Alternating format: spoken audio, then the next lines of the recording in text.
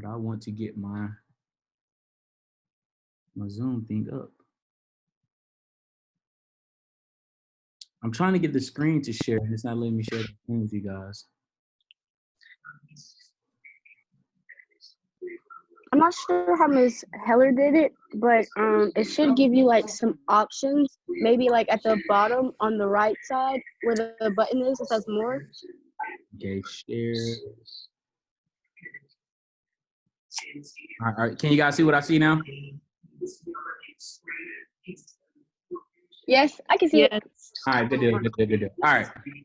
Well, welcome. All right, so here we go.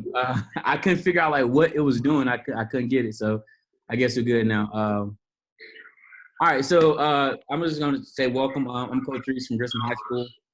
I've been with CAP&GOWN. This is actually my first year with CAP&GOWN. And so I'm not Miss Heller. She does a wonderful job. I'm just blessed she lets me be a part of the program. She does a wonderful job. I'm not as great as she is, but I try my best. So, but we're going to go through it, all right? So we're going to start off just by letting everybody kind of sort of welcome and introduce themselves. We're going to go through the agenda. We're going to talk about the science section. How do we tackle the science section? In specifics, this particular section is going to focus on the research summary section of the AT section of the test. All right. What would you change? All right. So we're going to go ahead and let you guys introduce yourselves. Again, I will just tell us what school you go, what school you're attending, your grade level. What is your favorite subject in school? But add a little bit to it, not just what's your favorite subject in school, and why is that your favorite subject. And many guys are probably not going to choose science. Like science was one of the things that I enjoyed and loved. That was something I've done my entire life. I've always loved science. I remember as a kid growing up just dissecting bugs and things that nature, and stuff like that. And since you've been quarantined, what have you done that you found a little bit more interesting? Things you didn't think you would like. Maybe you like to do puzzles because it's nothing else to do. All right. I think there are only 4 of you guys in here, so we're going to go ahead with 3. We're going to go ahead and let you guys introduce yourselves.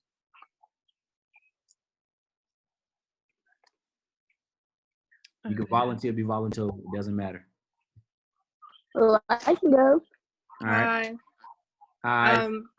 My name's Amaya. I go to New Century High School and I'm a junior. My favorite subject in school is not science itself, but social sciences more so. All right.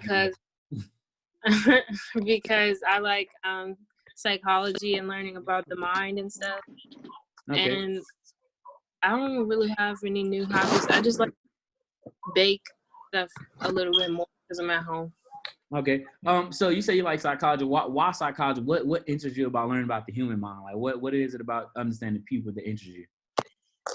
I was in like 8th grade and this kind of like profiler came to my class, and ever since then I've kind of liked it because all I had to do was tell him the letters I got from my Myers-Briggs psychology test, and he was able to tell me like everything about myself. Okay. It's pretty cool. All right. Well, next, who's next? Me, I'm next. Okay. Okay, I'm Jakisha. I go to Grissom High School, and since we've been out of school, I've mainly just been playing my PlayStation, and doing all of the online work. And my favorite subject is actually environmental science because I like nature and I like learning about it and learning about how the earth works and how everything functions by itself and like how each part of in our ecosystem like it's like detailed to like each one, like each thing has its own, like plants have photosynthesis and it goes deeper than that, and then the animals and just like all of that stuff. Okay. Next.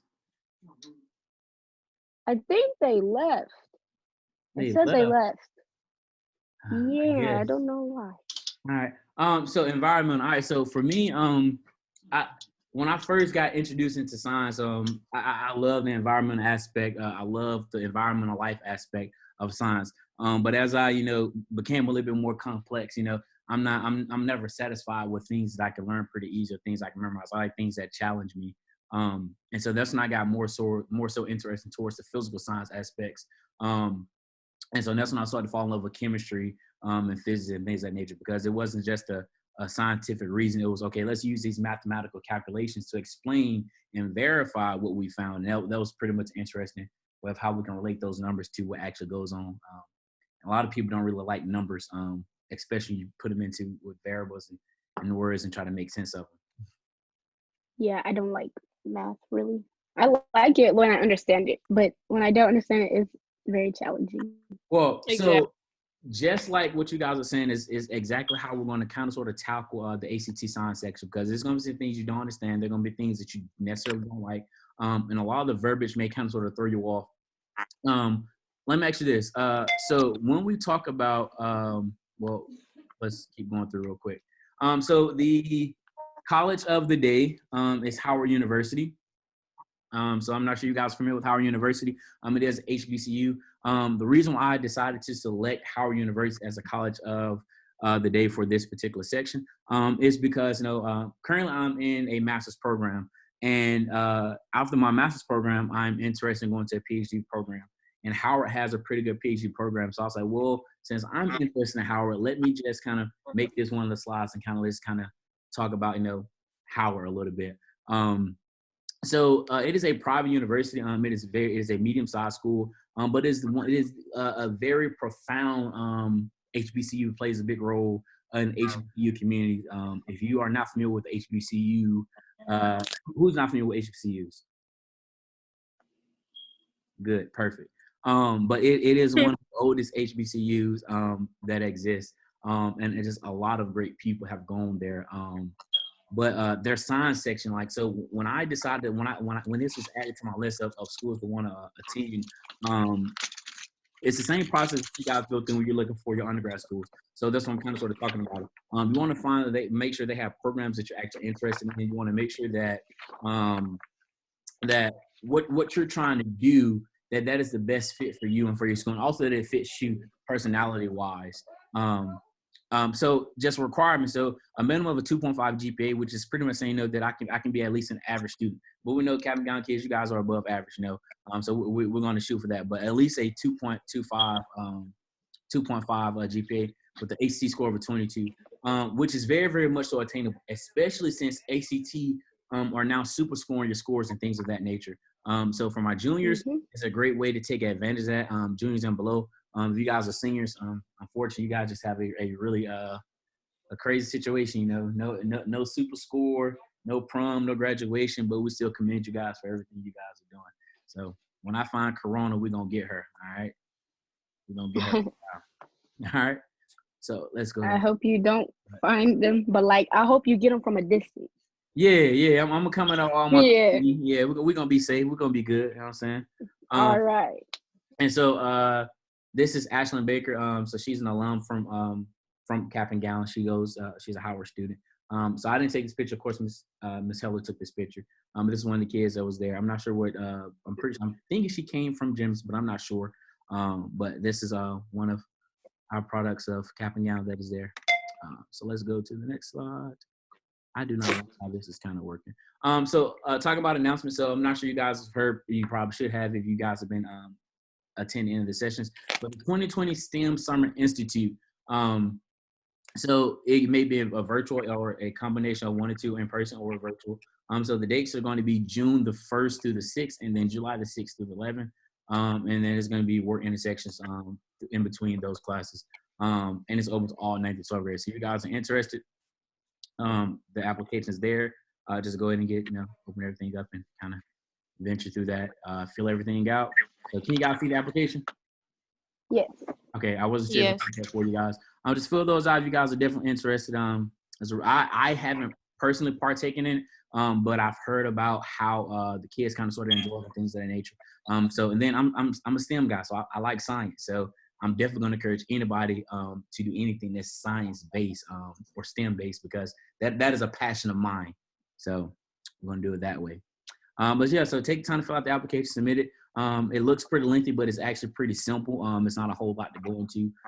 It's just about you.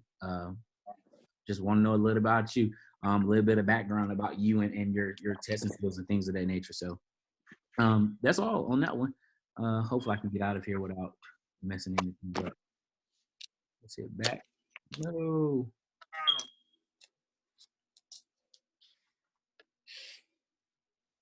Coach Reese, I have a question. Yes, hold on one second. Let me try to get this back up. All right. All right.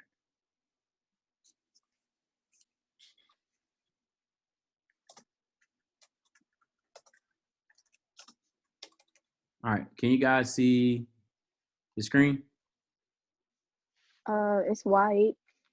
It's white. There's nothing there. Do you see it now? Yes. STEM Summers Institute.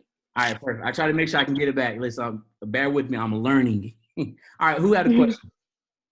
I did. All right, what's going on?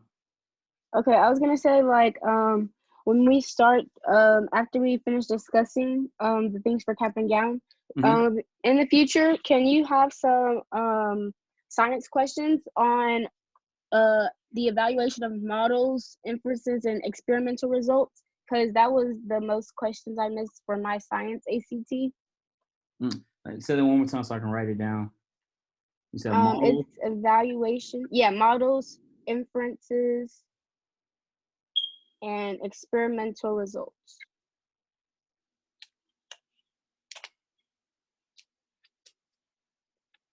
You said once we're done with that, you want to do what? You want to go over how to look at The interpretation of data, like how do you make sure like you're reading graphs and information they give you correctly? Okay. Yeah, and that was pretty much it for my science. Okay. All right. Well, let's go Yes. ahead and click over. Anybody else have any other questions specifically? Mm-mm. All right. So, all right. So another announcement. So if you guys know anyone, or if yourselves may be in need of any type of assistance, these are things the Huntsville School is doing while we're on this wonderful quarantine things. They're providing meals at these different locations. So this also be in there for you guys. So if you guys are interested, get some of that scrumptious, delicious food they're preparing. So, all right. So we're going to talk about the science section. All right. So again, welcome to the science section of the ACT. And we're going to talk about what is the primary emphasis of the science section. So let me ask you guys this. How many guys absolutely just love biology? Bottles? Biology. Oh no. All right. What about chemistry? Yes, I love chemistry. Love chemistry. What about Absolutely. Is it absolutely? Absolutely not. Absolutely not. Oh no. And I'm a chemistry teacher. No. I cannot stand chemistry. Okay. I used to be like that. I had to take chemistry honors last year to get to the higher level sciences, and it was not it. What It wasn't it. I'll agree with that. Like it was very difficult. Chemistry was the first course in science that I took that actually challenged me as a kid. And so because of the challenge that chemistry posed to me when I took it my first year in 10th grade, so I took red chemistry my 10th grade year. And so we were on we took 4 classes one semester and 4 classes the next semester.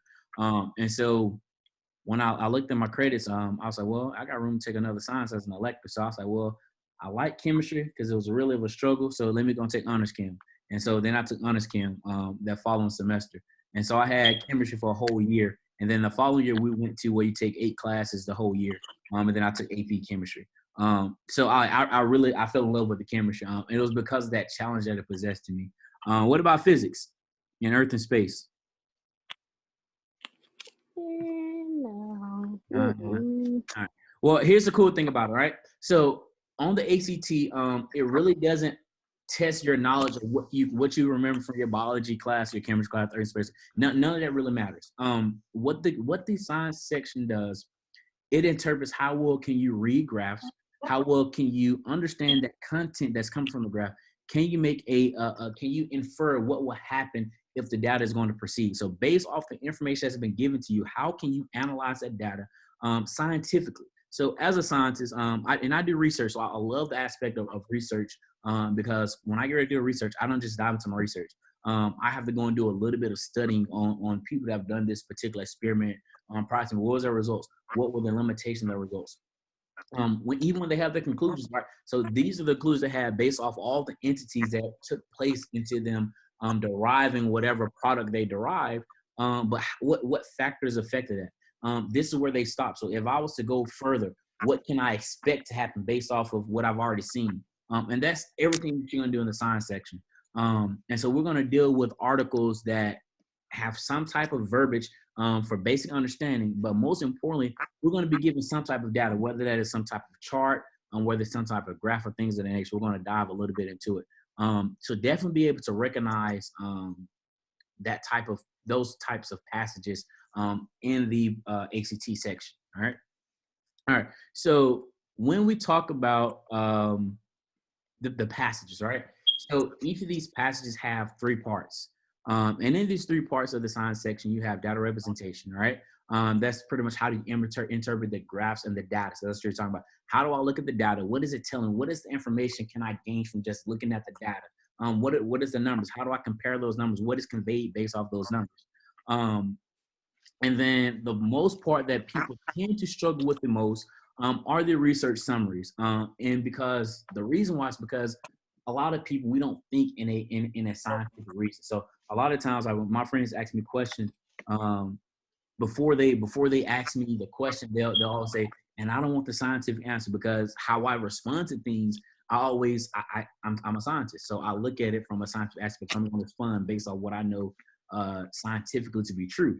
And so that is the part that we want to deal with in the research summary, because now it's going to test how well of a scientific mind you have. Can you look at this data? Can you understand this data? Can you evaluate the data? And can you interpret the data to give me plausible solutions or outcomes based off of the data and the data only? All right. So the cool thing about that is, if I see the data, looking at the data data doesn't lie, right? If you know how to read that data, you know how to interpret that data, you will always get the correct answer. And so of the easier of the questions inside of your particular ACT, the easier those questions are going to be the ones you can kind of look at that graph, things that are direct information. The things that are a little bit hard, things you got to kind of read and kind of dissect them and understand what's really going on with those particular parts. All right.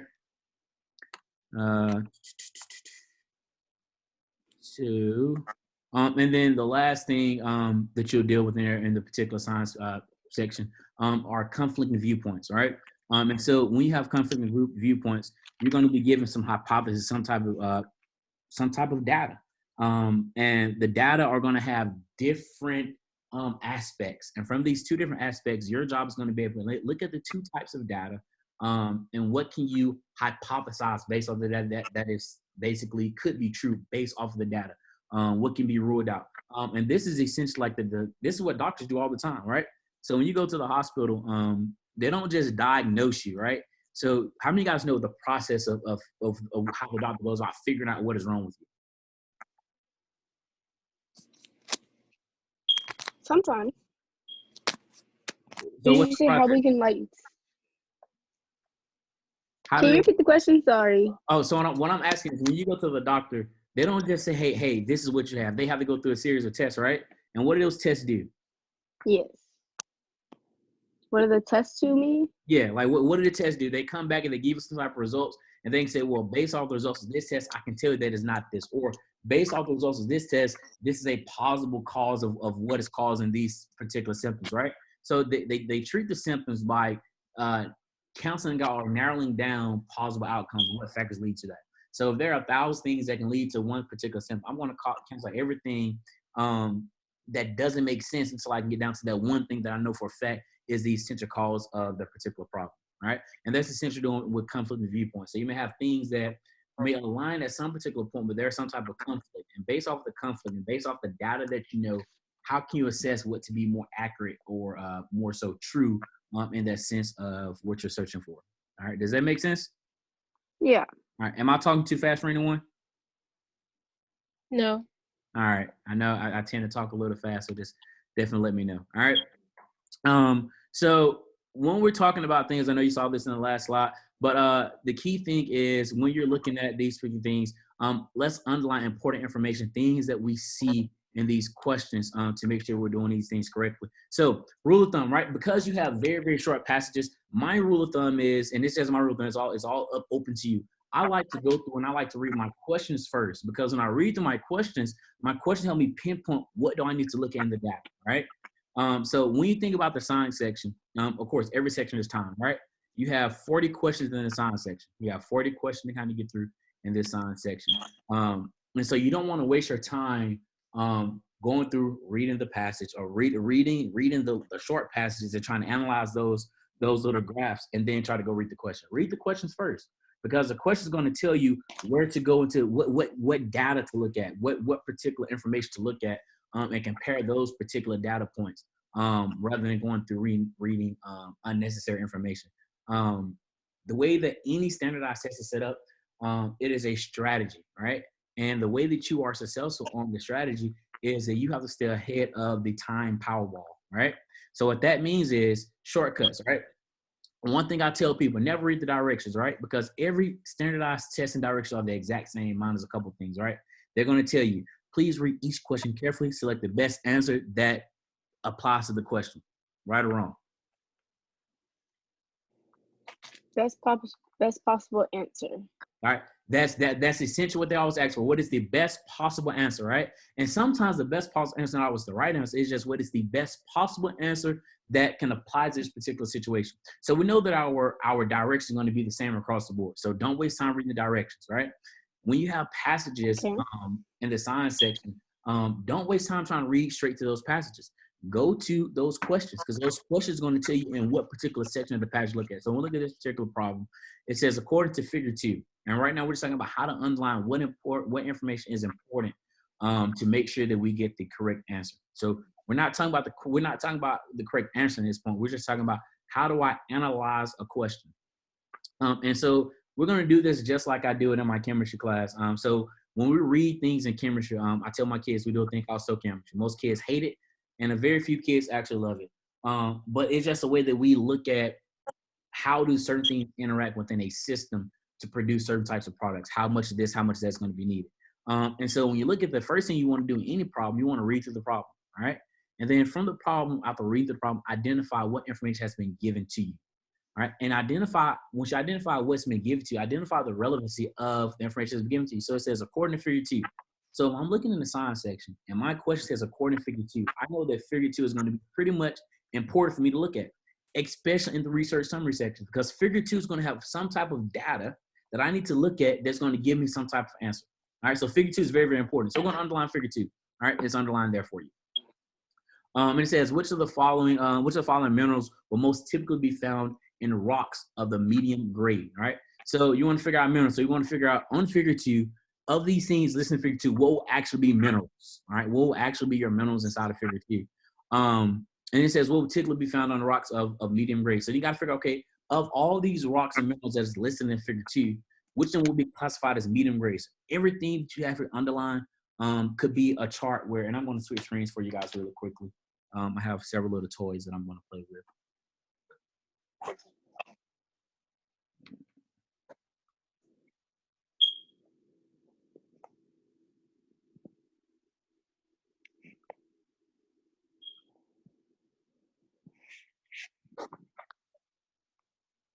All right, I'm going to go to new share.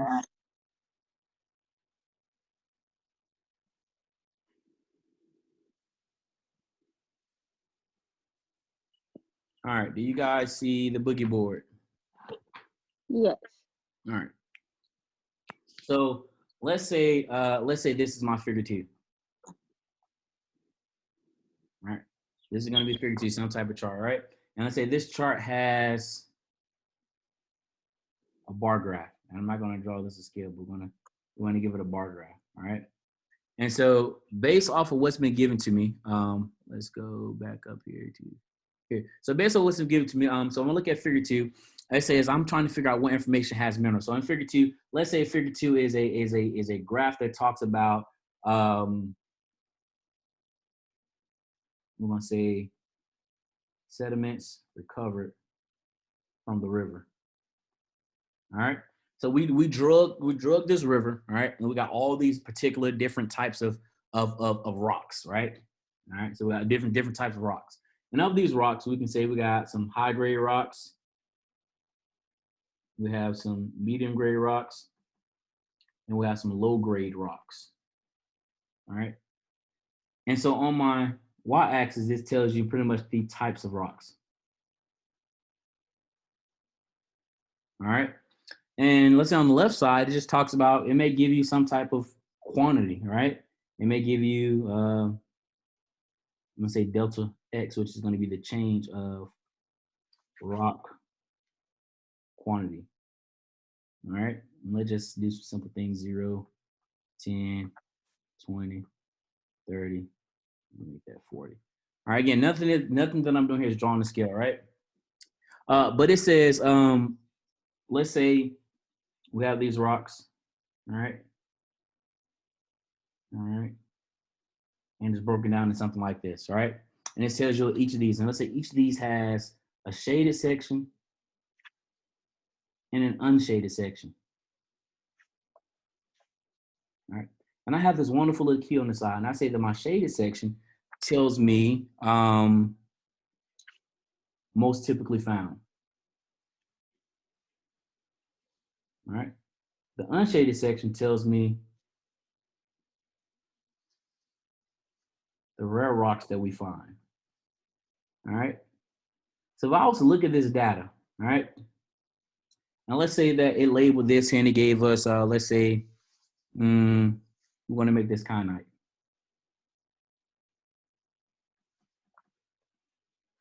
All right.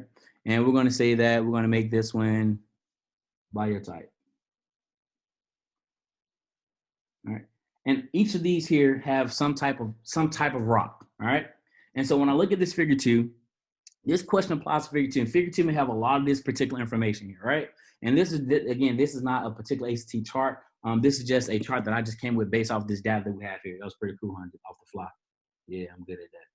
All right. So when I look here, if I look at this particular data, it says in figure 2, it says which of the following minerals are most typically found to be only in rocks of medium grade, right? So I find here located was my medium grade, and I have 2 different particular entities that's located here. I have my kyanite and I have my biotite, right? And it tells on the right side that the shaded section is most typical, and then the unshaded section is like the rare breed, right? So the question specifically asked me to go to figure 2, right, and analyze the data from figure 2, all right? And it's a whole lot of information on figure 2 that can be important. What most kids do, they'll say, okay, I'm trying to figure out the difference between this graph, and this graph, right? But it's not necessarily the importance between the bars of each of these. It's asking a specific question. So what most kids do, they'll look over the fact that it's asking about a specific item in the bar graph, right? They want to go and try to compare each of these graphs to each other. But the graph gives you very detailed information, and it tells you that you have a most typical and you have a rare breed, and you need to be able to identify which one is which based off the key that you've been given, all right, and what applies most likely to the question. So if this was our particular data that applies to the question, the correct answer is going to be what?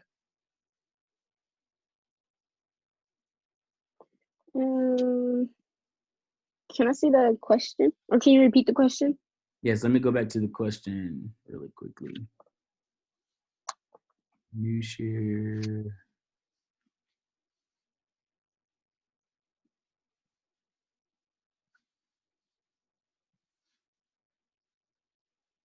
Oh, that's not it. That's our practice test.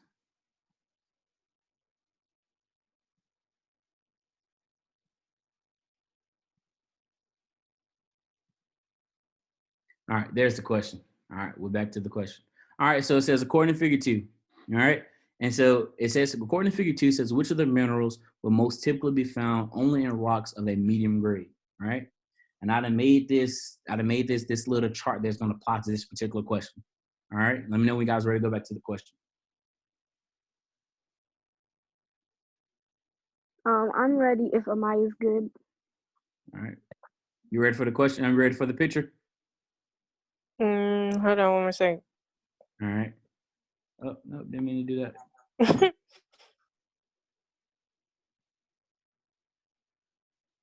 Okay. All right, so now I'm going to go back to the share. We're going to look at this on the Elmo that I have. All right, so here's my wonderful little data that I have set up on the Elmo. All right, and so on the Elmo, I'm telling you that this here talks about the change in the different types of rocks, all right? And this talks about the type of rock. So the change in the amount of rocks. This talks about the types of rocks that we have there, right? And in this chart, we have a key on the side, right? And it tells me the most typical types and then the rare rocks, right? And so each of these is going to have some type of rock attached to it, right? But for this particular sake, I just drew it in for one. And so here we have the biotype, we have the kyanite, right? These are two types of rocks we were able to identify in our answer section of the particular question, right? Now, what I'm saying is, so when I look at this particular graph, I underline all important things out of that particular question. The question asked me, let's see if I can go back to the question. The question asked if it asks us to underline the important information based off of the data that is presented to us, right? So figure 2 is very, very important. Minerals. So when we talk about the minerals, all these here are types of minerals, right? So each of these bars relates to a specific type of mineral, and it relates to the quantity that those minerals exist in, all right? So we need to definitely look at those biographs, right? And then each graph, each bar tells you the type of mineral that it exists there. We're going to look at those bar graphs. We're going to analyze which bar graphs is identifiable with whatever answer choice is there, all right? And then importantly, the key thing here says most typically could be found, right? And so when I go back to my wonderful, amazing little chart that I made over here for you guys, all right? I have a key that says most typical, all right? And I have one that says rare, all right? The most typical is the section that's shaded in. So everything on the bar graph that's shaded in tells you these is what's most typical. This is gonna be my most typical mineral in the high grade, my most typical mineral in the low grade, my most typical mineral in the medium grade, my most typical in the low grade. Does it make sense? Yeah. All right. And then so this is it in the most typical. These at the top that is unshaded is gonna be resemblatory of the rare rocks, right? Yes. All right. So if I have each of these sections here, and the question specifically asks me, it asks specifically of these minerals, right? And it says medium grade. So key thing to look at here is medium grade. And if I apply my medium grade knowledge, my understanding of the graph to what it's asking about the medium grade, the only correct answer is going to be what? Kyanite. The kyanite is going to be C. And that is all based off of the data that is presented there. So the key thing is make sure you're able to look at that question, understand and analyze whatever is important. So this is why I say do not waste time on reading those passages, because you go back and read those passages, you're going to get to the passage, you're going to get to the question, and the question tells you to go and identify the things. You're going to do what? Go right back to what you just did. Yeah. So let's not waste time on that. Let's see if I can hit. I need to share something else with you guys. All right. So when I tell people, we want to figure out. So right now we're going to talk about research summary. So what is the most basic topic and the purpose of the experiment? So that is the information we're looking at. So that data is going to tell you what was the basic topic. Most identifiably, when you look at the title of a specific graph, it's telling what am I studying, what am I looking for, what information am I trying to gain. And so that is going to play a major role looking at the title. So definitely identify those titles. What are those titles comparing? Also the purpose of it, right? So let's say you have some type of research that wants to measure how much oxygen is dissolved inside the water, right?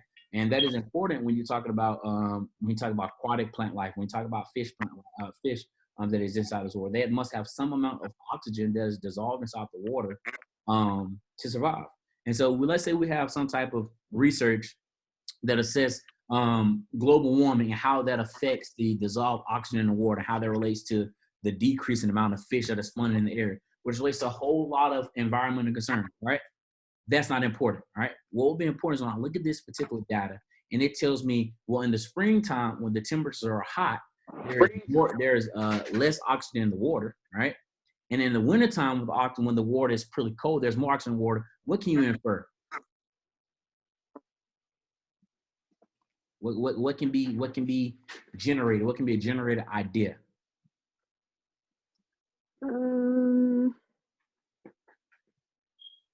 That the hotter the temperature is, it allows more oxygen to dissipate. So that's why you have less oxygen in the summertime or in the springtime, and you have more dissolved oxygen in the wintertime. So it's like another way to look at it is, okay, if I have more oxygen, the more fish will be able to be sustained by this body of water.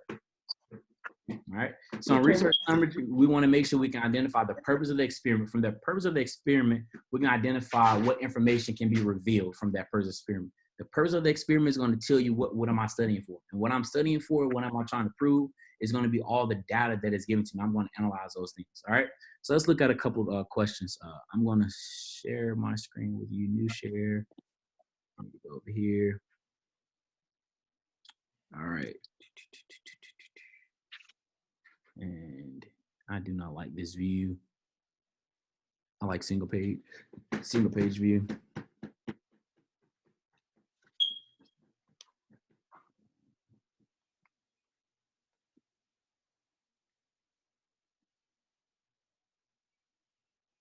right, we want to do this passage. If that's the same practice test that we've been using for the past sessions, we can pull it up ourselves. Yes. All right. Well, go. Yeah. So pull it. That's the same practice test. So go ahead and pull that practice test up for us. All right. I'm going to pull that practice test up for me.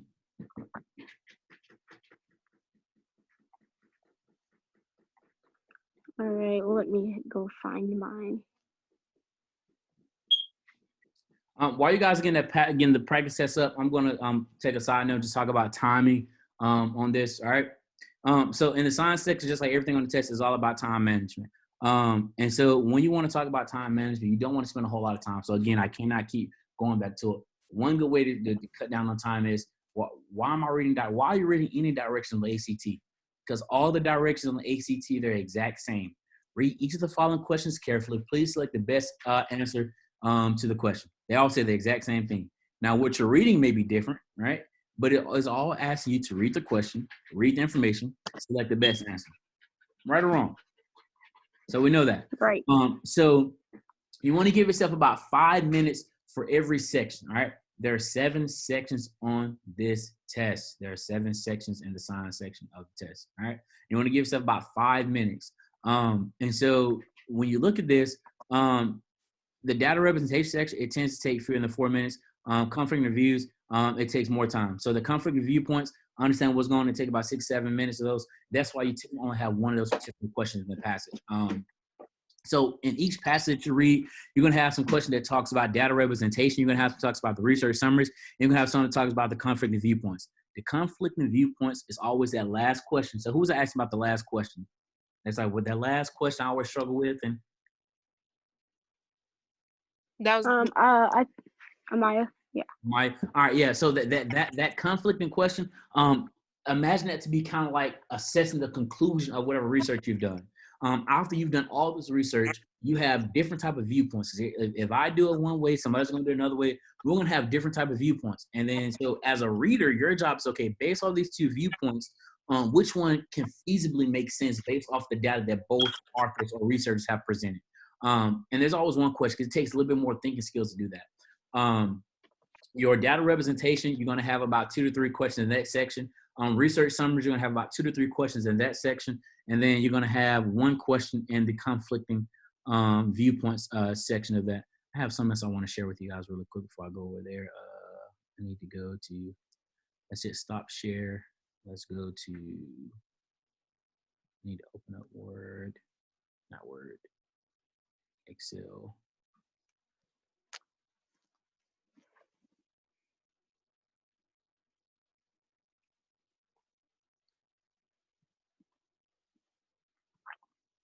All right, screen share. All right, can you guys see the screen? Yes. All right, so here's what a research summary passage looks like. All right, let me zoom in a little bit for you guys. How can I exit out of that? Yeah, I don't want this. Why would that pop-up go away, y'all?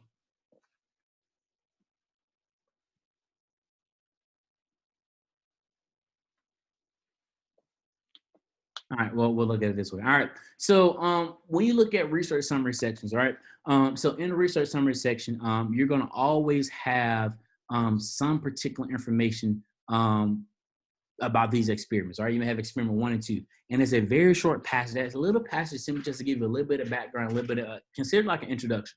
But the bulk of information is going to come from looking at the data charts that are there. And this is what scares a lot of kids from looking at the data. So let's look at this particular.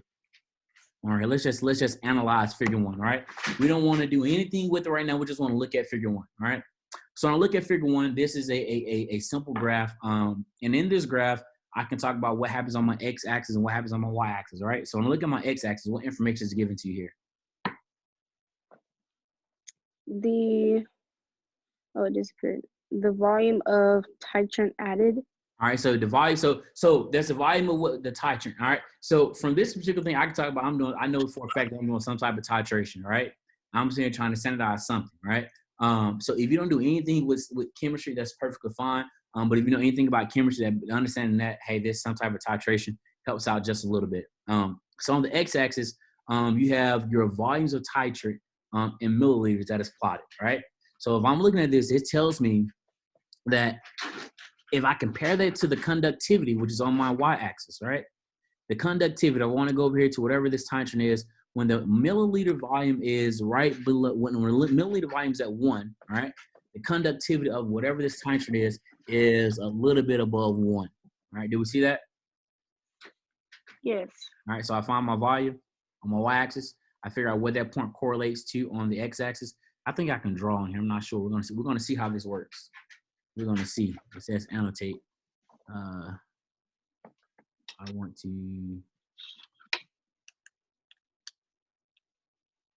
I'm going to do this in red, I think. All right. Oh, it worked. All right. So I'm going to start here, and I'm going to go over. This is not the best, but it'll get us where we are. All right. And so from there, I can look here, and that tells me that on my y-axis, that the conductivity is between, I can say the conductivity is between 1 and 1.5, all right? And those are units. And then this key here tells you of what color your titrant is, right? You have a yellow and you have a blue, all right? So the yellow is your small dotted line, and then the blue is your long dotted line. And so you talk about where these two things correlate here, right? So at this particular point, you have both your yellow and your blue where they meet up, and they both have the same conductivity value. All right, do we see that? Yes. All right. But as we continue to go across, right, as we continue to increase the amount of our milliliter values here, we compare what happens to each of these here, right? We compare. So generally looking at these lines, you have 2 types of slopes, right? So the first line, or the yellow line, you can say, okay, from left to right, this slope is decreasing, right? And then your blue line from left to right is doing what? Increasing. So another way to look at this is, as I increase the amount of titrant, what happens to the conductivity of your yellow? It decreases. Decrease, right? As I increase the volume of the titrant, what happens to the conductivity of the blue solution? Conductivity. It decreases. Look at the blue. The blue is the. Wait, did you say blue is increasing? All right, so blue is increasing while yellow is decreasing. Decreasing, right? And that makes perfect sense, because if I'm titrating, I'm adding something, right, to another particular something. I'm adding solution A to solution B, right? And so when I'm looking at a titrator, so just a little bit of background for my people that haven't taken chemistry. So in titration, we're simply standardizing. So we're going to take something that is maybe something that is acidic, right, and something that is basic. And I know for a fact I'm taking something that's acidic and basic, because in the problem it gives me HCl, which is hydrochloric acid, and NaOH, which is sodium hydroxide. So that's an acid and a base. And the goal is to bring them to a point where they are neutral, right? And so if I start off with 100% of acid in the bottom and 100% of base at the top, when I take these two things and blend them together, as I add my base, which would be my titrant in this case, right? As I add that base, the acid becomes less and less what? Acidic. Acidic, and more basic. Neutral, right? And then if I continue to add more and more base past that point of neutrality, it then becomes more and more. Then it becomes basic. Then it becomes basic, right? So the first point you're gonna hit is neutral, right? So the neutral. So what we're looking for a lot of times in titration is to get to the even point. And so if you ever done a titration when your teacher tells you you've gone too far, it's too pink, That's what they mean. You've gone past that point of being neutral, right? And so at the point you've gone past what's being neutral, now you are into either acidic or basic territory, depending on what you're titrating with. All right. So that's just us. Okay, Go ahead. quick question. So when you have the acid and the base, the more base you pour into the acid, it becomes less acidic and approaches the neutral point. And then if you add more, it'll become more basic. Exactly. So you think about it. You take Okay. something that's 100% acidic, right? The point of adding it, if my acidic value is, the lower the number is, the more acidic, right? So my acidic value is 2. It has a pH of 2, right? That's called a pH value. And I have a pOH value of the more basic it is, the higher it is. If I have a pH balance, a pOH, and let's say my pOH is, let's say it's 9, right? If I'm adding something with a pOH of 9 to something that has an acidic base of 2, as I continuously add my pH base of 9 to this pH base of 2, that 2 base is going to rise, right? So 9 is not going to be 2. 9 is going to be 3. Then it's going to be 4. Then it's going to be 5, right? At that very instance, as I continue to add a base and that number reaches 7, it is no longer acidic or basic. Because according to the pH scale, it goes 1 to 14. I know that number 7 is my what? Neutral point. Neutral. All right. So anything past number 7 has to be what? Basic, right? So if I keep adding more and more basic solution to a solution that is now neutral, is now then going to turn what? Into a base. Base, right? So what this particular one is talking about, an experiment says a drop of nitrogen yellow solution was added to a flask containing 100 milliliters of HCl, right? So it had some type of base solution that was added to HCl, and as I added my basic solution, right, this base solution, the base of it, the amount of base, it starts to decrease, the volume decreases, and I'm becoming more and more acidic in the aspect. All right. So just a way of us looking at those things there. We're gonna swap over to a passage really quickly. I just want to share that with you guys. I have another share.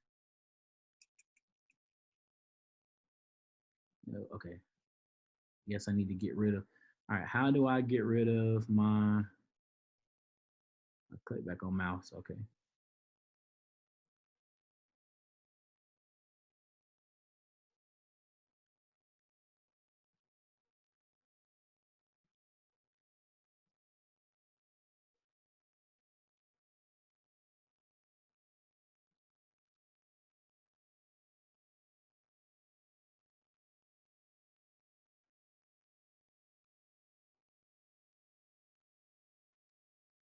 All right, are you guys there? Yes. Which passage? All right, we are going to do. Let's see. We are in section 4. We're going to do passage. What passage do we want to do? I like octane. Let's look at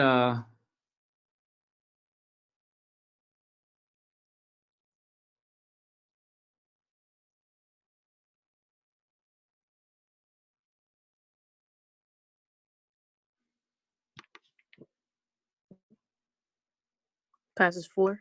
Yeah, let's look at the passage on page 507. All right, yeah. We're in section 4, and this would be passage 6. The IV, V is 5, VI is 6. Yeah, so passage 6. Yeah, passage 6. That is on page 507. All right, talk about the tomato plants.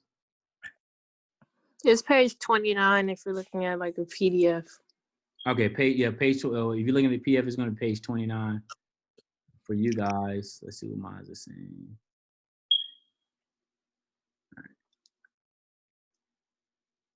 All right. So real quickly, what I want you guys to do, I want you guys to take about 2 to 3 minutes to just look and analyze just the data, the experiment data, all right?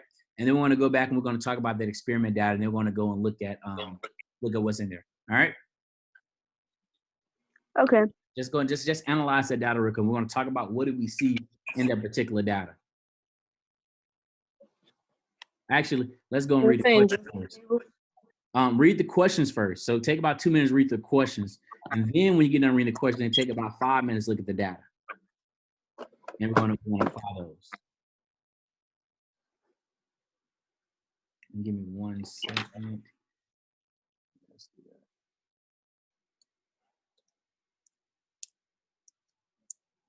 that. Are we supposed to be looking at the questions, or are we waiting for you?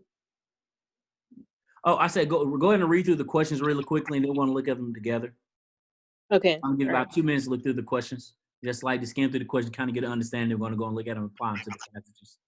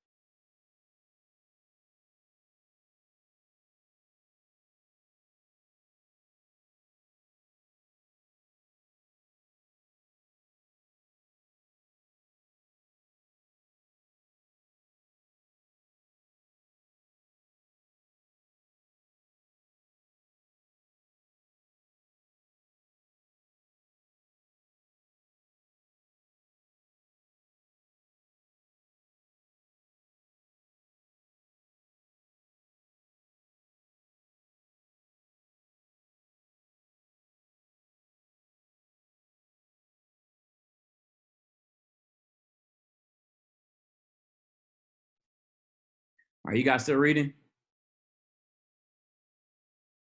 Yes, I have one more. Okay, Yeah. that's fine. Go, yeah, it's no rush.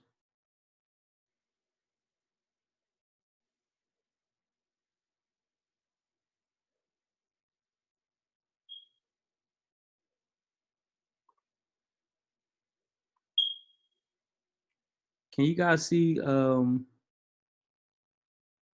you guys see the screen real quick? Yeah, I can see it. Yeah. You see me scrolling up for you guys? No.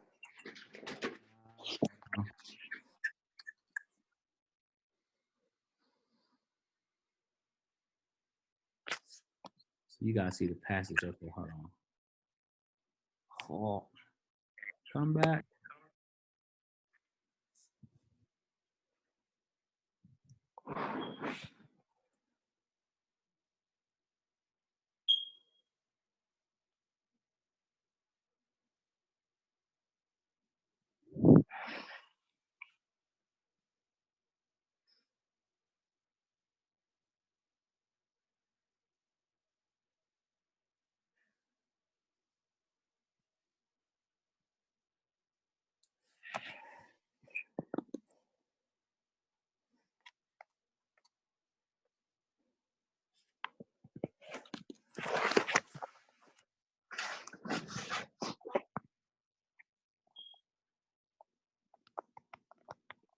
Sorry, I keep putting myself on mute. I was having a little snack.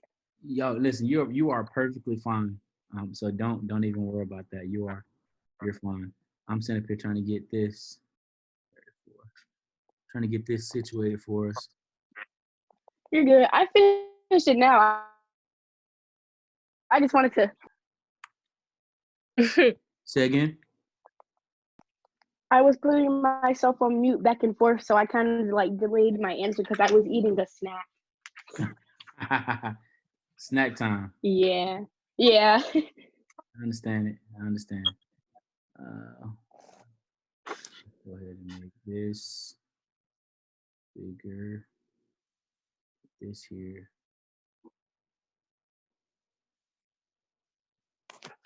Close out of that. I'm gonna keep that up. I'm gonna close out of that. I'm gonna close out of that. I'm gonna close out of that. I'm gonna keep this up for you guys. We won't need that.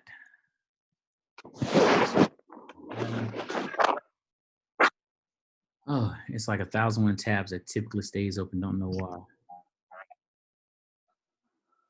And I'm gonna close out of that. It'll stay right there.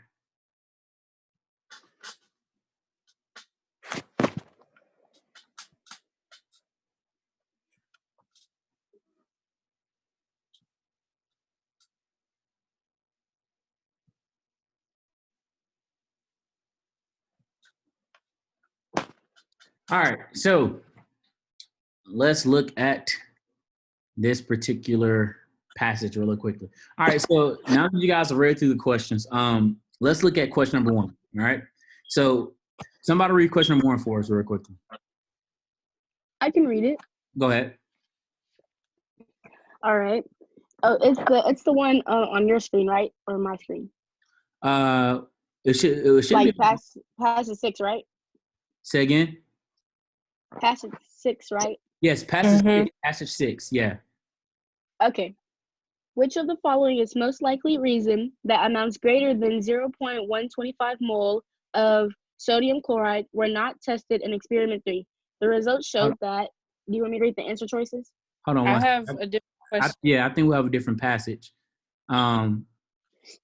It should be actually. It should say one plant produced no fruit. Is that the one you're seeing?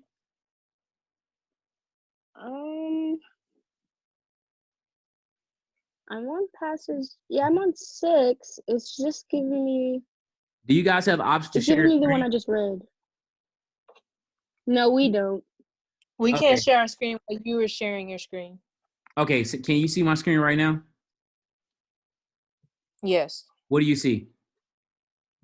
Passage 6 and the tables and stuff. All right, what do you see? I must be on the wrong practice test then. All right. It should be practice test should be from form 16MC3. Is this the one you have? It should be practice test 3. Is that the one that you have? Oh no, I had a different one pulled up. Okay. Okay, let me get the 3 one. Okay, now I have 3 pulled up. All right. Is there anybody else that does not have practice test 3? No, I have the same one. Okay, all right, good deal. Okay, Right. yes. I have the same one up now. So maybe you got to reread. Yeah, sorry about that.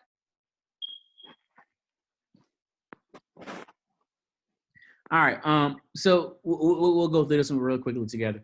So let's look at let's look at somebody read the question for you. You can go and read the question, Darkeisha. Alrighty. My screen kind of froze. Okay. One plant produced no fruit and had a height of 21 centimeters. Which of the following most likely describes this plant?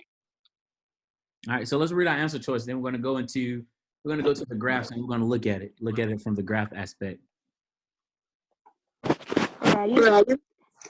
F, it was from L2 and was grown in a 10-liter nutrient solution containing 60 grams of sodium chloride. G, it was from L2 and was grown in a 10-liter nutrient solution containing 120 grams of sodium chloride. H, it was from L4 and was grown in a 10-liter nutrient solution containing 60 grams of sodium chloride. Or J, it was from L4 and was grown in a 10-liter nutrient solution containing 120 grams of sodium chloride. All right. So looking at that information there, right? If I go to my data, I know one, I need to look at 2 things, right? What 2 things do I need to look at? The sodium chloride and Well, think about it. Every last one of them, every table 1, table 2, and table 3 all have the amount, the grams of sodium chloride, right? So that's not important, right? We need to look at specifically. We need to look at L what? 2. L2 and L. And L4. L4, L2 and L4, and they must relate to what amount of sodium chloride? 10 liters. Oh. 60 and 120. All right, so 60 and 120 grams, right? So when I look at my particular graph here, right, I'm looking, okay, because like the liter amount is the same, right? It just talked about 60 and 120. So I'm looking at 60 and 120, all right? Did we see that? And I'm looking at L2 and L4. L2 and L4, each of these, right? So those are 2 I want to look at. And when I look at my question, it says, which of the following most likely describes this particular plant? So when I look at L2 and L2 and L4, let me go back to this one.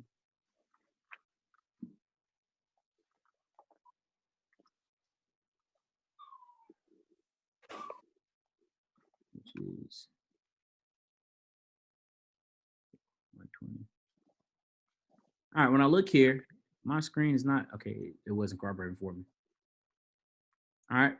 So which of these, of the information, which of these make sense? If I look at L2, all right, L2 at 60 grams, the height is what? Is 121. 121. It has a mass of 1.1 kilograms. And it says the fruit mass was what?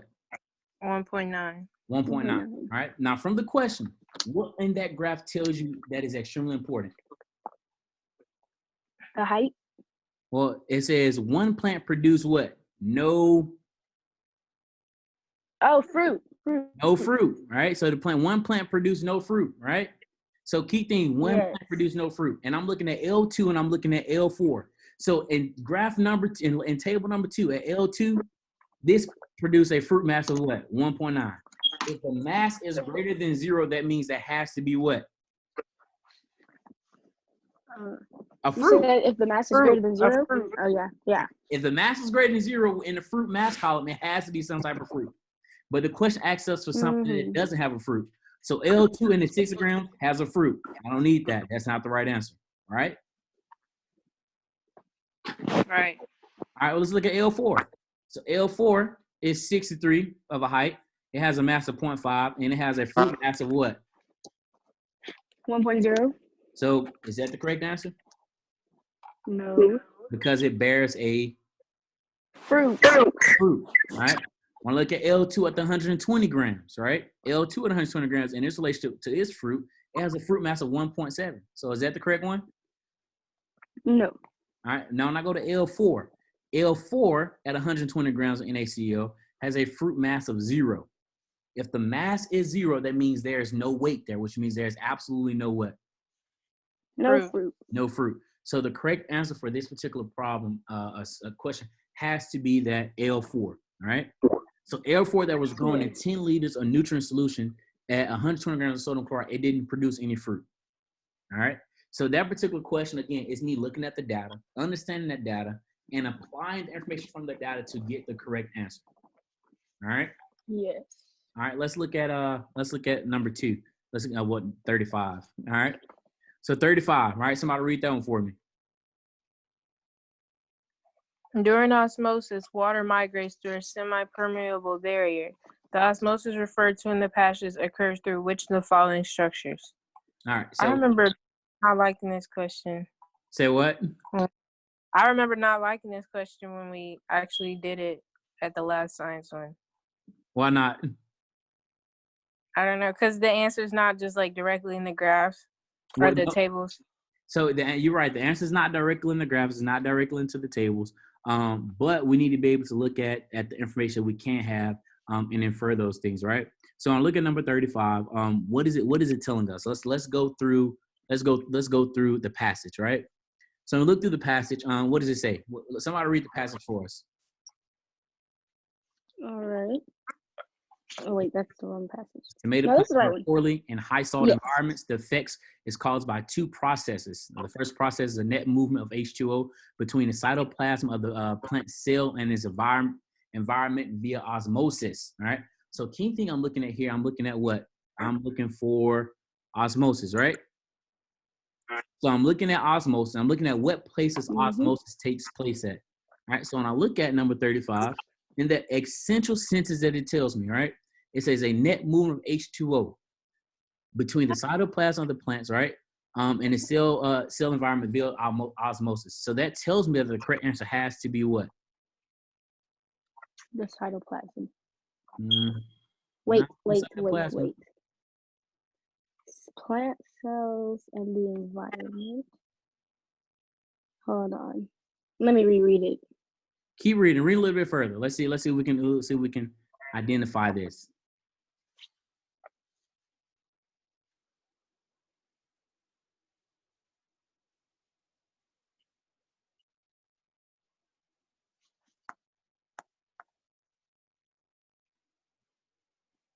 Okay. I still don't know what it is. All right. I feel like I have a guess, but like I'm not sure if it's right. All right. So let's think. So the answer is not given to you. Actually, it's not given to you directly in the passage, right? But it is given to us directly, indirectly in this passage, right? And so on look at this passage, it says a net movement of H2O between the cytoplasm cytoplasm of the plant cell and the environment via osmosis, right? So when I look at this particular problem, right, and I look here, in a particular plant cell or any type of cell, and I'm going to switch screens for you guys. New share.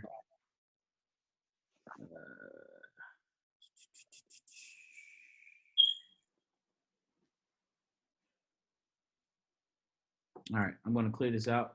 So let's say I have some type of membrane. All right, here's my membrane. And this membrane, well, actually, I shouldn't have did that. Let's say I have this here. All right.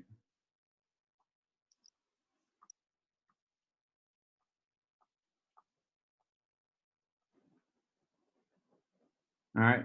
And all right, so here we go. So this is the inside of the cell, and this is the outside of the cell. All right.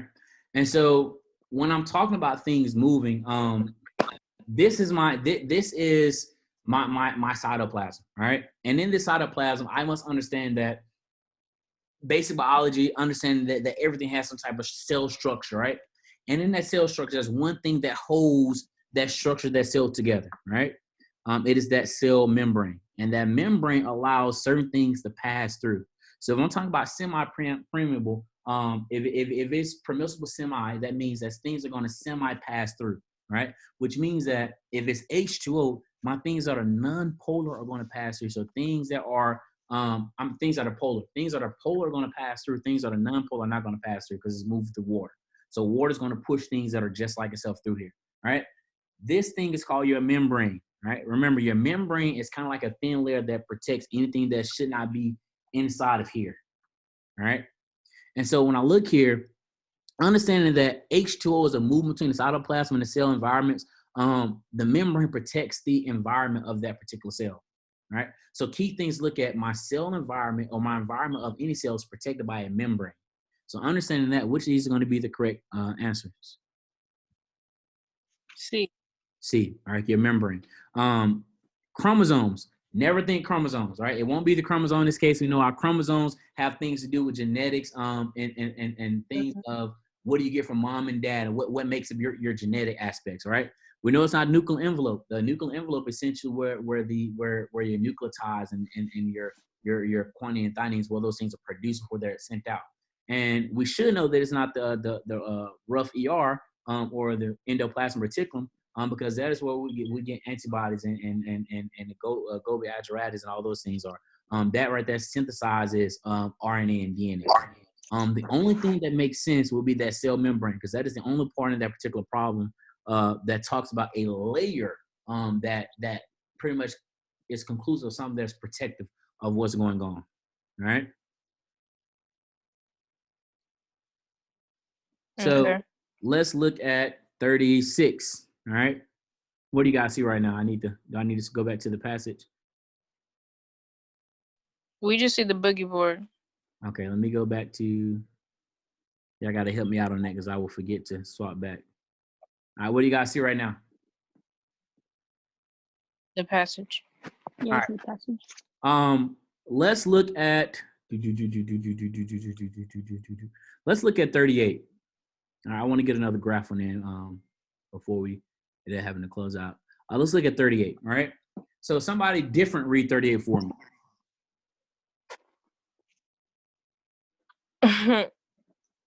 I think it's only two of us, so I can read that one. So whoever turn it is.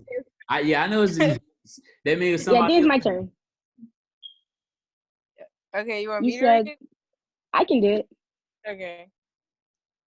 All right, and you said 36, right? 38. We're gonna go to 38. 38. All right. Yeah, because I want to look at another graph for you guys. Okay. Which of the following best characterizes the genotype of L1 for NHX1 after L1 was genetically modified? All right. So let me stop right here. Right. So one thing I would like to say, in science, there are a lot of words that most people can't pronounce. In science, there are words that I can't even pronounce. Right. So when you see those things, don't get caught up on the long abbreviation. And there are a lot of abbreviations. Don't get caught up on the abbreviations. Don't get caught up on these long terms, right? Treat them as identifiers, right? So when I say treat them as identifiers from this particular question, right? When I go back and look at my graphs, I know that I'm going to look at graphs that's going to characterize genotypes of L1 for the ATN aspect, right? After the L1 was genetically modified, right? And so it tells me two things. Well, not two things. I get 4 answer choices, right? Now let's look at these answer choices before we go over here and try to figure out what is our actual correct answer. And then before I give the answer, I want you guys before we get the answer, I want you guys to analyze that data as well. We're going to go back there really quick, all right? So F says it was a heterogeneous since its 2 AT alleles were different, right?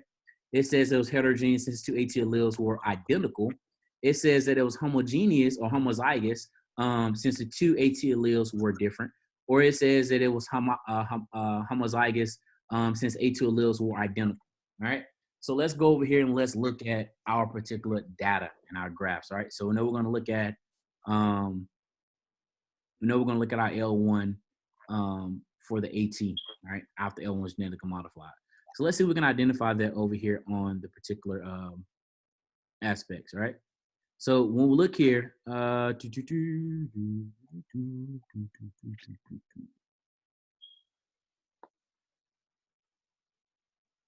let's read this aspect right. Where's my annotate? Come back. Okay.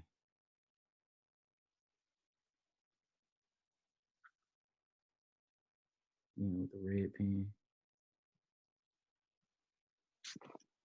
Go trees with the red pen again. Hey, it's not writing.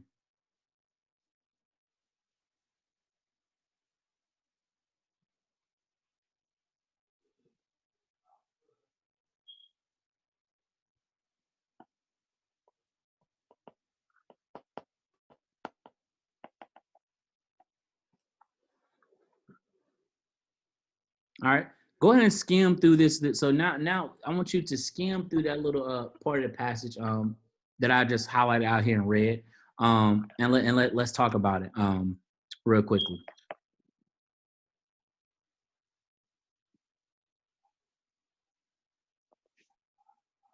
Y'all still reading? I'm good. All right. So from the information here, what do you see? Let's talk about what we see. It said it created 4 genetically identical lines of tomato plants. It created 4 genetically identical lines of our tomato plant. All right, what else do we see? It says, and 2 identical copies of these genes were incorporated into L1's genome. All right, so that means our correct answer is going to be what? D. I can't. One of the J. You said J. Mm-hmm. Is anybody? You got anything different? J. I got J. I accidentally said D because I thought the letters were A, B, C, D. It's just F, G, H, J. I meant J as well. I can't get out. Okay, let's see. All right, so what do you guys say? Say J. J. All right, J is correct. J is correct. I'm sorry, my dog just passed gas and it is god awful. Oh, I'm sorry. It caught me off guard because I'm seeing it talking and she's looking like what I do. It smells so bad, y'all. I'm so sorry. It is stopped. It's okay. I'm sorry. Bella, you are disgusting. All right, so What dog is it? she's a blue nose. She's a blue nose pit. Oh, she is gross. That smells bad. Oh, she smells like an old person. So yes, the correct answer is J. It was homologous since the A2 alleles were identical. And again, that is given to us from that particular passage there. So that is pretty easy just looking at reading into that passage there. Let's look at, we may go over a little bit if you guys are okay with it. You have to leave, you definitely can leave out if you want to. I had another question I really like this question. Which one was it?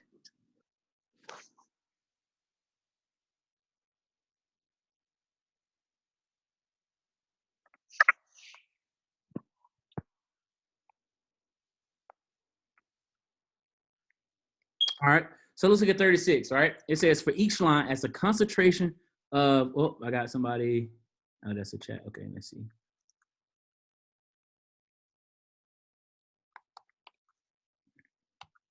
All right, so let's look at 36, all right?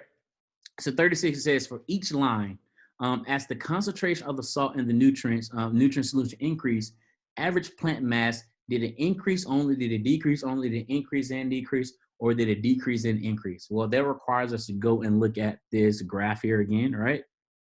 So let's go look at our data. And now we're gonna look at each of these lines and we say as the concentration of salt, all right? So the concentration of salt is pretty much the amount of salt we put in there, right? So we're gonna look at this amount of salt and we're gonna talk about how does this relate to the average plant mass of the salts, right? So the average plant mass of these salts. So when I look here for each of these lines, right? The average is going to be everything added together and then divided by 2, right? Yeah. So when I look at table 1, if I add everything together and not divided by 2, everything together divided by the total number of quantities, right? So when I look at number 1, all these here 1.2, 1.2, 1.2, I've had all of them together divided by 4. Guess what it's going to give me? 1.2. 1.2. All right, so that's not going to change. All right, so I'm looking here. So 1.2, we talk about what happens for the mass. So on average, what happens to the mass in this particular aspect in relation to our question? I wish I can do 2 split screens for each line. As the concentration of the salt of the nutrients solution increase, the average plant mass, did this one increase, decrease, increase and decrease? What happened to that plant mass? For this plant mass, it stayed the same. All right. That's what happens in our particular, well, the plant mass is, this is our baseline plant mass at the 3 grams of sodium chloride, right? Now we're going to look at it for the next one, right? When I increase that amount of salt, right? Let's look at my plant mass, right? The plant mass for L1 in relationship to L1 for the 3 kilograms, L1 has a plant mass of 1.1. L1 has a plant mass of 1.2 for table 2. So what happens to the plant mass here? It decreased. It decreased, right? Now let's compare that to L1 at the table 3. It goes what? It still decreases. It decreased, right? So for L1 and average 100 grams, generally we can say for L1, as I increase the salinity of the water solution, right, that the mass of the plant is going to be smaller, which means that if I'm keep adding more and more salinity to the L1 plant, these plants eventually going to do what? Die. They're going to die because I'm putting too much salt in them, right? I'm seeing that if I add salt, the numbers are going down. My mass is going down. My mass is decreasing. That means I have less of that particular plant. All right. Let's look at it for L2, right? L2, our baseline is 1.2. All right. If I compare L2 to L2 at the 60 kilogram, my baseline goes to what? 1.1. All right. 1.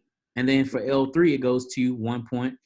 0. Again, I see that exact same trend. As I increase off of L2, my mass of L2 generally decreases over there. All right. So when I go to L3, all right, base is 1.2.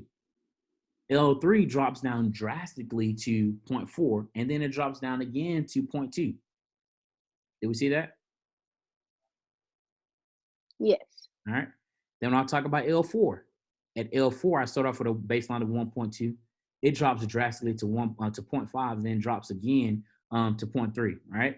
So generally speaking, in relationship to this, what can you say for each of these lines of concentrations? Every trend that you saw about the concentrations of every amount of salt, what happens to these plants overall? The plant mass. They've all decreased. It decreased. If I look at the average plant mass, every plant mass overall decreased over time.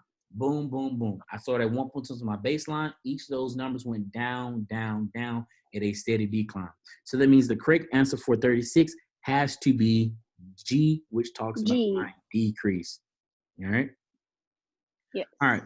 Which of the following was an independent variable in the experiment? So independent variable, key thing, independent. All right. Independent. I don't need anybody. I don't want anybody. I got it all by myself. All right. So which variable did we deal with in this particular passage that did not affect or that did not depend on everything else? All right. Well, the plant mass without the fruit. Is that important? Well, Um, let's start from the top, right? So for 37, so was whether the line received the AT-NHX1, right? Is that yes, independent that's or important. independent? That's That's dependent. you said it's dependent. Whether a line receive AZ. That's independent. Like the independent variable is the AT in the NHX1. All right. So it's yeah. So what we're saying, which yeah. So you know whether the line received the AT-NHX1, we're going to talk about that. That is going to be an independent variable that we want to look at in this particular aspect. So again, when you talk about independent and dependent independent variables are things that it doesn't matter if you change the condition, they're still going to do what they need to do. All right. Dependent variables depends on everything in that system to thrive. For example, if I talk about a fish inside of a fish bowl, right? The fish, the water in the water in the fish, the water is the independent variable. The water is still going to exist inside this fish, but whether that fish is there or not, right? Mm-hmm. But for the fish is dependent upon how much water is in that bowl for its survival. Yes. All right. So the water is independent of the fish, but the fish is dependent upon the water. So we have to look at it in terms like that in terms of retrospect of what is dependent and independent of each other, right? Let's look at my next answer choice. It says whether a tomato plant was used, right? Is that an independent or dependent factor? Plant mass without fruit, is that an independent or dependent factor? And then the plant height. Well, the plant height is going to be based off of the growth and the salinity. So the plant height is dependent on how much what? Based off this data, we say our plant height is going to be dependent on what? How much salinity is put into the plant? How much salt is into that water or nutrient solution, right? So this right here affects all of this, all right? What else do we see on there? It asks us about, let's go back. It says the plant mass without the fruit. So let's go over here, right? So if I talk about my plant mass without the fruit, so here's my salt. I look at all the plant masses of these things here. We talk about how does that, how does that relate? So the fruit doesn't, some of these are going to produce fruit with salt, without salt. Some are low salt, high salt, medium amounts of salt. So that's not really, really important there. And then so going back to whether the plant was a tomato, whether a tomato plant was used, right? Well, is that the independent variable in this experiment? That's not really important whether tomato plant, whether it was a tomato plant. It can be any type of fruit. It doesn't necessarily mean that it has to be that particular tomato plant. What type of tomato plant? There are different types of tomato plants that we can look within the series. So the type of tomato plant is not important. Even if I took all these plants, all of the tomato plants had one plant that was not a tomato plant. Let's say it was what other plant could I think of that bears fruit? I don't know. It's crazy when you need it, you can't think of it. But yeah, let's say an orange plant, if we can have that, because it's actually a tree. But yeah, let's say we have that really wouldn't matter. We can talk about the salinity and how that affects. So overall, the central thing in this particular one here is when I look at this particular problem, whether the line received that AT, that is your independent variable. All right. Whether or not the line is going to receive the AT is going is independent of what it's going to produce. All right. It's still going to produce everything it is. That is not important. Yes. All right. So the independent variable in this case, so the correct answer is going to be whether the line received the AT-NHX1. That is what is going to be what we need to look for. Did that line receive that? Because when looking at this passage, it tells us that if it carries it, it's already there, right? So if it carries that trait, it's there.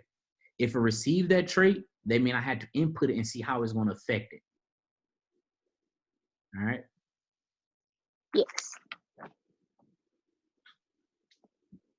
So 38, we've already done 38. So let's look at 39, right?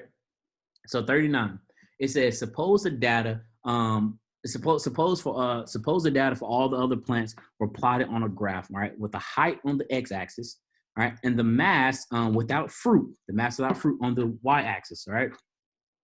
It says also suppose that a best fit line was drawn, right. So if you draw this best fit line, This is going to tell me if I connect all of my data in a straight line, all right, and let's scatter plot on a straight line, in the best fit manner. I'm going to have a couple of outliers. But when I look at this, it tells me, says, which of the following most likely characterize the slope of that line?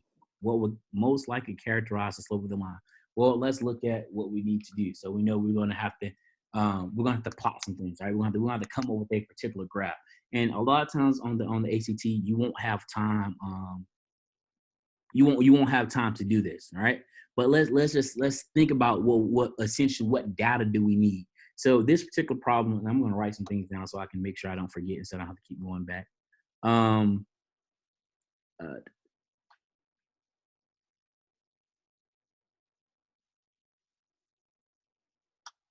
So all the data is plotted on a graph with the height on the x-axis. So we got height on the x-axis.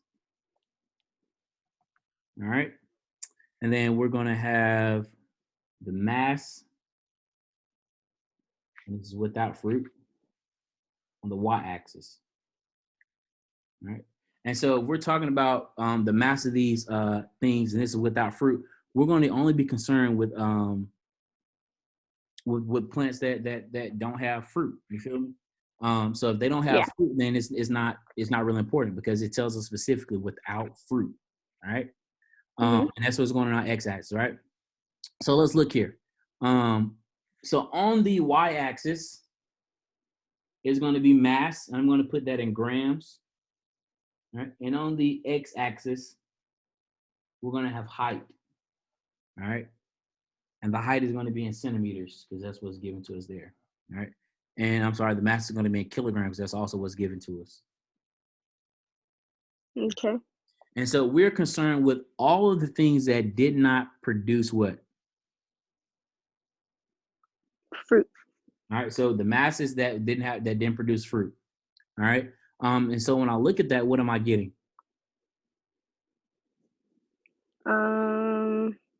The ones that didn't produce fruit. You want me to like tell you the lines? Mm-hmm.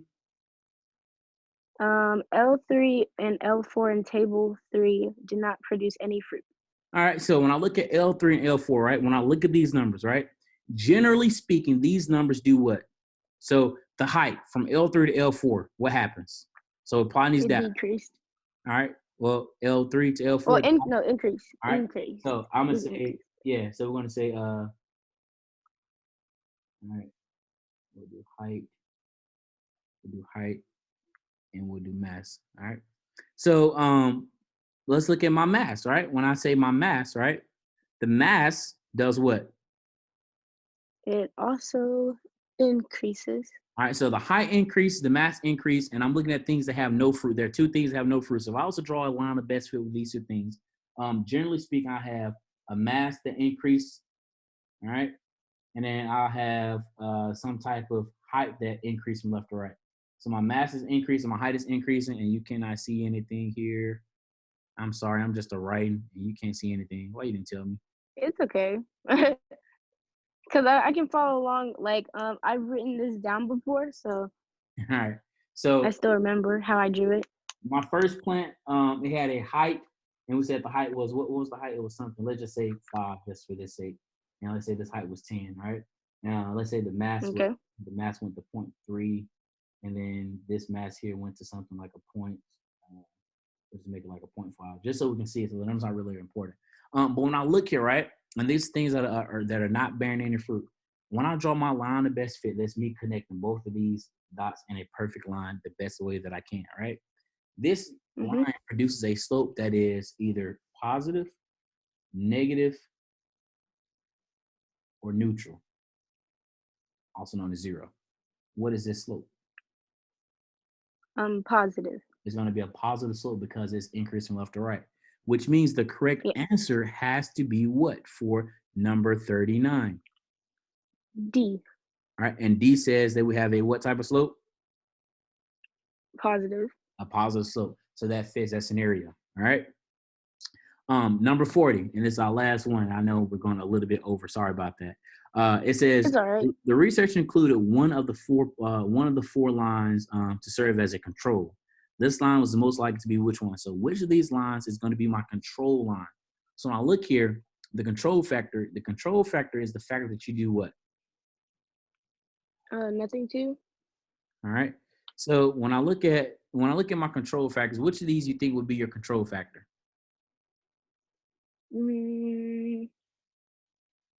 I went with L1 just because from the passage it said that that was the first one they started with.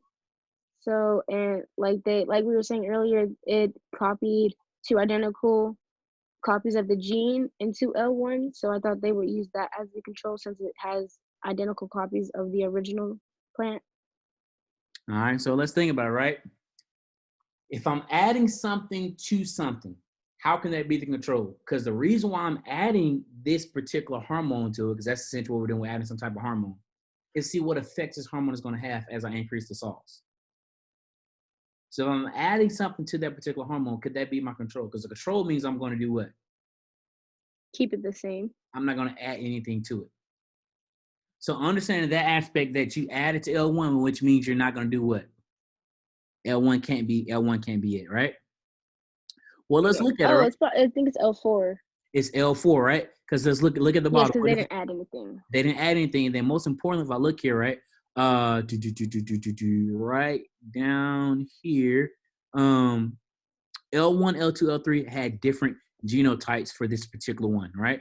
The only way that it is possible, I tried to highlight, the only way that right there will be possible, right, is that if they had different genotypes, right, for this particular one, L4 has to be the trait for them to base that. How do you know the L1, L2, and L3 are all different? You have to have a baseline to tell you that L1, L2, and L3 are different, right? Yeah. So in order for L1 and L2 to be different, right, they have different genotypes for the NHX1, right? They all have all different genotypes, which means the genetic makeup of them are totally different. In order for me to say that the genetic makeup for L1 is different, L2 is different, L3 is different, I must have something there that has to be the same to say that it doesn't compare, right? Something has to be the apple for me to say these oranges don't match up. In this case, L4 is the only particular line that wasn't mentioned that had a different genotype. Why didn't it have a different genotype? Because nothing was done to L4's genotype. Yes, I see that. All right. So don't get confused with that. The first one is going to be your control. You know, some people make their first control. Some people make the control can be the one in the middle. It doesn't matter. But your control is always going to be, what does matter is that your control is the factor that you use to base every bit of information off of. Your control factor is going to tell you whether your research was successful or not. All right. If you had an increase in the salinity factor, like you have to have something to base off. So you have to have something that doesn't necessarily change. And so I'm not going to alter the hormone for my L4, right?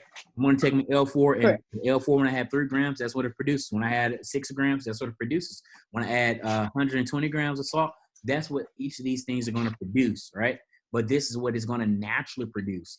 But when I talk about what is altered, I have to look at 1, 2, and 3 as I implement this with this particular gene, all right? Okay.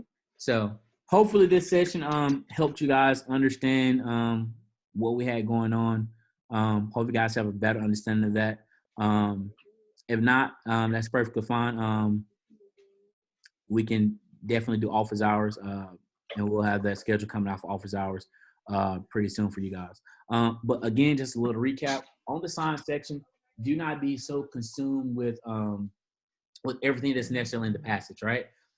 So we read through the question, see what we need to go to in the passage, right? So again, you can read through every last one of this information here in this particular passage, and then you get to these questions. So what are you going to end up doing? You're not going to remember all of that, right? No. That's the purpose of this section, right? It has data so you can go back and look at it. So don't waste time going straight to this section. Go to the questions, all right?